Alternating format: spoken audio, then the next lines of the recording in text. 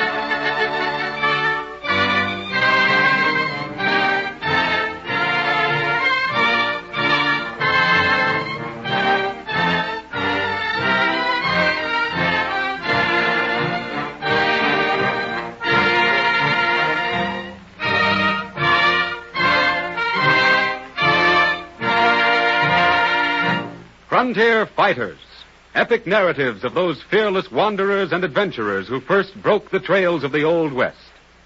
Among these heroic explorers and pathfinders, the great figure of Jedediah Strong Smith is one of the most prominent of the frontier giants in their conquest of the Western America wilderness. With his rifle in one hand and his precious Bible in the other, Jedediah Smith brought youth, courage, and faith into the mighty struggle for an empire. May 20th, 1823, St. Louis, Missouri. Listen to this advertisement in the Missouri Republican, Fitzpatrick. You too, Sublette. I'm all ears, Smith. Wait till I take this cotton out of my ears. I've got the misery in my head. Now, go ahead. The subscriber wishes to engage 50 young men of intelligence and courage to follow the Missouri River to its source. There to be employed for 1, 2, or 3 years. Signed, William Henry Ashley. I saw the same writing last year. I wonder what this Ashley wants done on the upper Missouri. Fur trapping, I reckon beaver, for dude's hat. I vote, boys, we call on Mr. Ashley in a body. Anyone know where he lives? I do, Smith, in a big mansion. I answered his last year's writing, but I got there too late. I've an idea you'll have better luck this time. You lead, Fitzpatrick, to the Ashley Mansion, and then the Upper Missouri.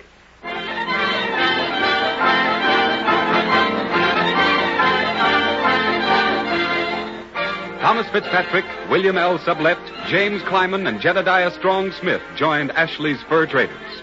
On June 2nd, 1823, near the present boundary between North and South Dakota.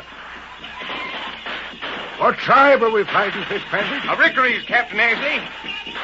Smith! Oh, Smith! Yes, here I am, sir. I was attending the wounded. Are there many wounded? Killed? Our losses are very heavy. Retreat, men, in good order. Towards that embankment.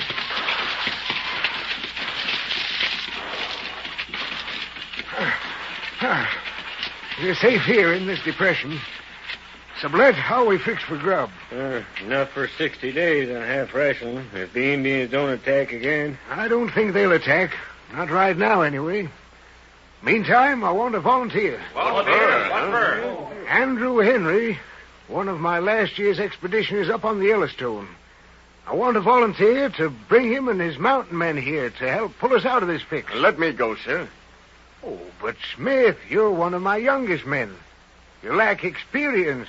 You lack seasoning. Well, I may lack experience in seasoning, but I never saw the Injun yet I couldn't outwit, outfight, and outrun, too. You'll go to Fort Atkinson, too, for troops. Double mission. Double hazards. And I'll go alone, with my rifle and my Bible. I could even go without my rifle. But my Bible, it goes where I go.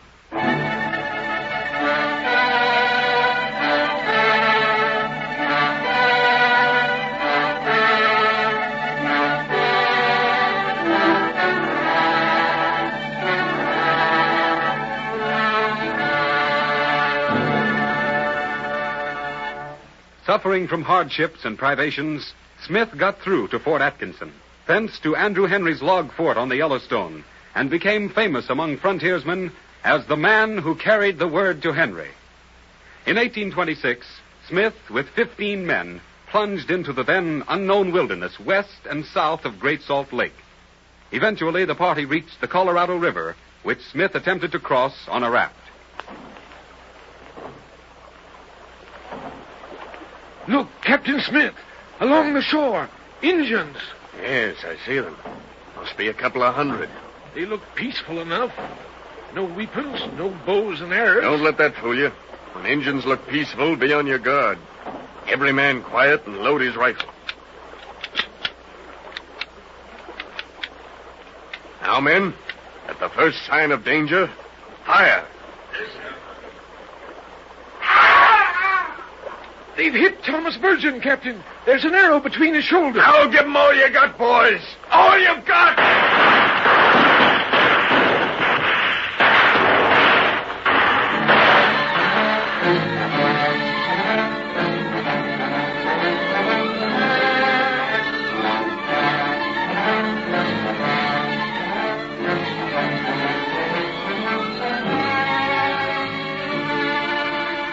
10 of Smith's band of 15 were killed, and all of the party's horses stolen. Smith walked the long road to Monterey to beg assistance for his wounded men. At the San Jose, California mission, Smith was seized by the military and thrown into a guardhouse cell. He was without food for 3 days. Then... The Honorable High Military Court of His Excellency, the Governor of California, Jose Maria de Chandía, is open. Jedediah Strong Smith, Americano, to the bar of Mexico's Sublime Justice. Prisoner, you are charged with invading the California province with an armed party, contrary to Mexican laws. How do you plead? I refuse to plead. I deny the jurisdiction of this court. I want to see the governor himself. A pretty circumstance. An Americano violates Mexican laws and pleads lack of jurisdiction. I am far from home, senor. But let me warn you. If any harm befalls me or any of my men, you personally will answer not only to the American government, but to God, our guide and protector.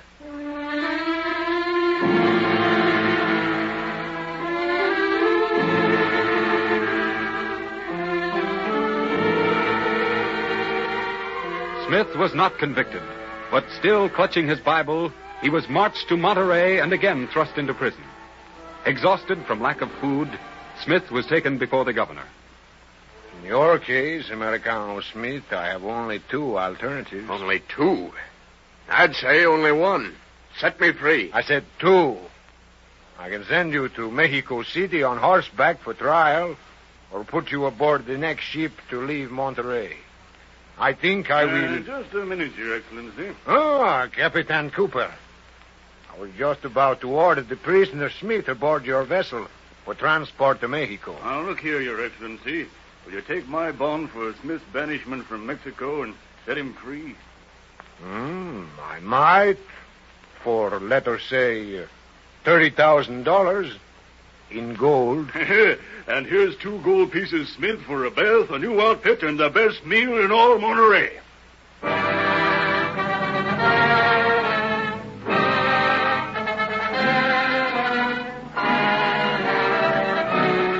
Tragedy after tragedy struck Smith's party as it journeyed toward the distant north. In the Oregon country, where the Hudson Bay Company was supreme, the Indians became more and more hostile. July 14th, 1828, 10 days from the nearest white settlement on the Willamette, Smith's group was attacked by a large band of fighting Indians. Only 3 men, one of them Smith, survived the battle. A week later at Fort Vancouver, headquarters of Dr. John McLaughlin, chief factor of the Hudson Bay Company. Jedediah Strong Smith. Well, I've been expecting you. Sit you down, man. You look like a ghost. Dr. McLaughlin, I'm sure you're a kindly, God-fearing man. Well, thank you, Smith, but come, what's on your mind? These Indians who've murdered all but 2 of my brave Americans, I believe were shall I say, inspired by your employers? Losh, man, you're daft. Then why, the minute we set foot in the Oregon country, must we fight, day after day for our lives? In your last skirmish, what besides your men did you lose? Horses, mules, and furs, valued at $3,200. Here's the inventory.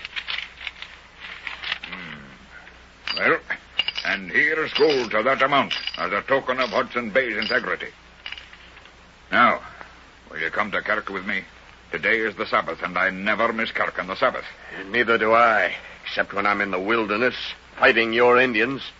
Well, you can believe it or no, Smith. So long as my name's John McLaughlin, and so long as I'm stationed here as chief factor of the Hudson Bay Company, you nor your men will e'er be molested again.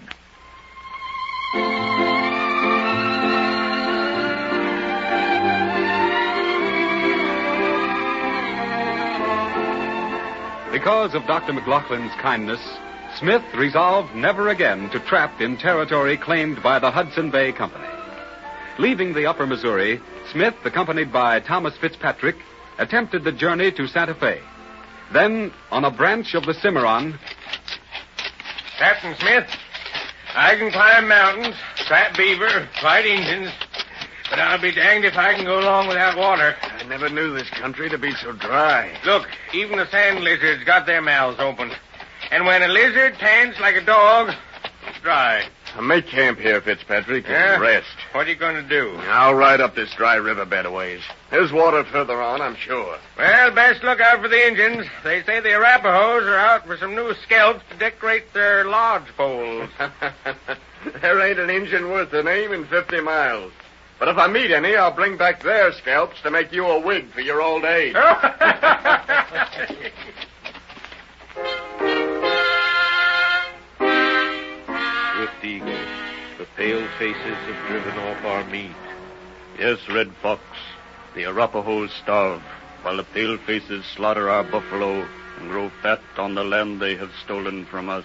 One path we must follow, though our race becomes extinct. There are many paths, O Red Fox, but which? The war path, until the land runs red with the blood of the pale faces. Look, below, a pale face, alone. His pony drinks of our water, defiling it. Assemble your warriors. No need. They too have seen the pale face and are ready. Attack then, and scatter the pale face to the 4 sacred winds of the Arapahoes.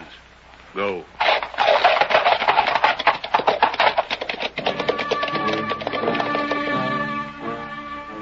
Slain by the Arapahoes, Jedediah Strong Smith's body was never found, nor a single page of his tattered Bible.